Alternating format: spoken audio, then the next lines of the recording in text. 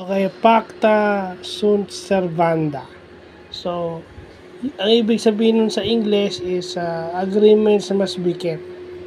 So, ito yung isa sa mga fundamentals ng contract law.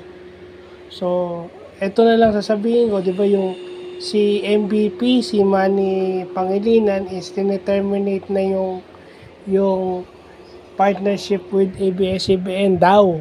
Okay, dahil hindi raw natupad ng ABS yung sa kanilang kontrata o sa kanilang nakapagkasunduan na magre-remit ang ABS ng malaking pera. Kapalit kasi nung pagpapalabas ng mga shows ng ABS sa TV5. So, yun yung pacta sunt servanda. No? At least yun, alam ng mga tao na merong hindi nasunduan, pero dapat yung mga legal terms na yan yung worth pag-aaralan kasi yan yung parte ng buhay natin araw-araw dahil may pinipirmahan tayong kontrata, employment contract, contract sa, pag tayo ay nangungupahan or tayo ay bibili ng condominium o bibili ng property, halimbawa. Yan.